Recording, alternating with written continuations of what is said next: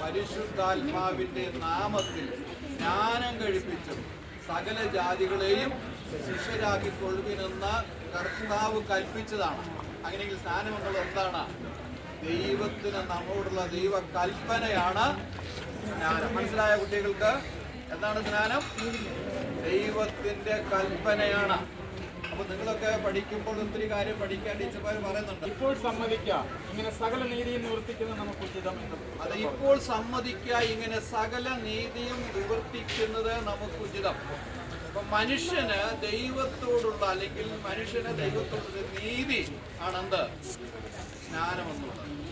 16-ാം അധ്യായം 16-ാമത്തെ വാക്യം നമുക്ക് പെട്ടെന്ന് വായിക്കാം.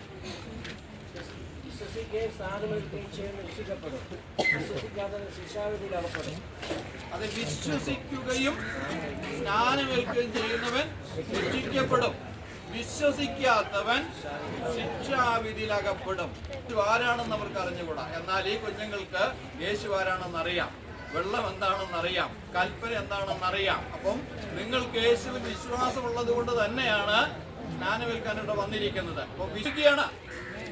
ആ പ്രാപിക്കുന്ന അനുഭവമാണ് നിങ്ങൾ വരും നിമിഷങ്ങളിൽ നിങ്ങൾ ചെയ്യാനായിട്ട് പോകുന്നത്. മറ്റൊരു കാര്യം, റോമാലേഖനം 6-ാം അധ്യായം 3-ാം വാക്യം മുതൽ നമുക്കൊന്ന് വായിക്കാം. അത് എന്തിനാണ് നമ്മൾ സ്നാനം ഏൽക്കുന്നത്? അവിടെ വായിക്കുന്നു, യേശു ക്രിസ്തുവിനോട് ചേരുവാൻ. അകത്ത് ചേർന്നാൽ പിന്നെ നിങ്ങളോട് ആരുണ്ട് അല്ലേ? അപ്പം യേശു ഉണ്ട് എന്നുള്ള ബോധ്യം നിങ്ങൾക്ക് ഉണ്ടാകും. അങ്ങനെ വേണം നിങ്ങൾ അതിനോട് ഇവിടെ ആരുണ്ട്? അപ്പൊ നിങ്ങൾ കഴിഞ്ഞ കാലങ്ങളിൽ പോലുള്ള ദോഷങ്ങളും അകത്യങ്ങളും വഴക്കും പ്രവൃത്തികളും എന്ത് ചെയ്യരുത്? ചെയ്യാതെ കർത്താവ് ഇഷ്ടമല്ല.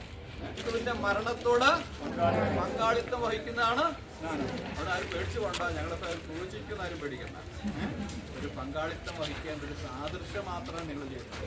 അപ്പൊ നിങ്ങൾ എന്തിനും പങ്കാളിത്തം വഹിക്കുമ്പോ കാൽവറി ക്രൂശിൽ നിങ്ങൾക്ക് വേണ്ടി, എനിക്ക് വേണ്ടി, നമുക്ക് എല്ലാവരുടെയും പാപപരിഹാരത്തിന് വേണ്ടി മരിച്ച കർത്താവിൽ എന്ത് ചെയ്യുന്നു? ആ കർത്താവിനോട് നിങ്ങൾ ചേരുകയാണ്. ആ പുള്ളി എനിക്കറിയാം, പിന്നെ അത്യാവശ്യം മോട്ടൊന്നുമില്ലെന്ന് എനിക്കറിയാം, ഇതൊന്നും പാടില്ല. പിന്നെ കാര്യങ്ങൾ ഒരുപാട് വരുന്നുണ്ട്.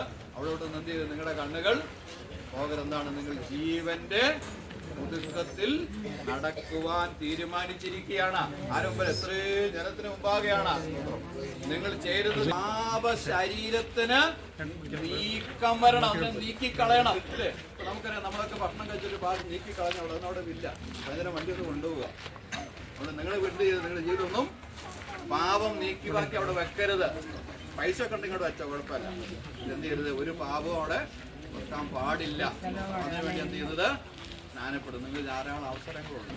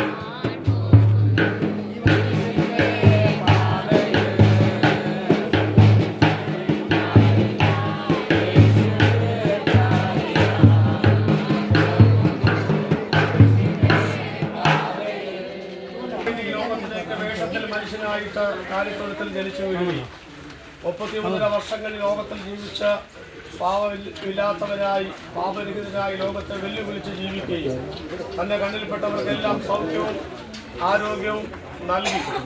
ഒരു തെറ്റും ചെയ്യാതിരുന്നിട്ടും ഗെത്സമന തോട്ടത്തിൽ വെച്ച് അറസ്റ്റ് വരിക്കപ്പെട്ട് 6 കോടതികളെങ്കിലും തിരിച്ചും മറിച്ചും വിസ്തരിക്കപ്പെട്ടിട്ടും ഒരു കുറ്റമില്ലാതിരുന്നിട്ടും മരണത്തിനായി ഏൽപ്പിക്കപ്പെടുകയും പീലാത്തോസിന്റെ കൽത്തറ മുതൽ കാലുവരി വരെ ഭാരമേറിയ മലക്കുരിശുമായി കടന്നുപോയി ക്രൂശിൽ അന്നാറോസിന് വേണ്ടി മരിക്കുകയും തിരുവെഴുത്തം പ്രകാരം അടക്കപ്പെടുകയും ദൈവവചന പ്രകാരം ഉയർത്തെഴുന്നേൽക്കുകയും ഇന്ന് സ്വർഗത്തിൽ ജീവിച്ചിരിക്കുകയും ചെയ്യുന്ന തന്റെ ഭക്തന്മാരെ ചേർക്കാൻ നിന്ന യേശുക്രിസ്തുവിനെ, ആ യേശുക്രിസ്തു ദൈവത്തിന്റെ പുത്രനാണ്, ഏക സത്യദൈവമാണ് എന്ന് അന്നാറോസ് വിശ്വസിക്കുന്നുവോ?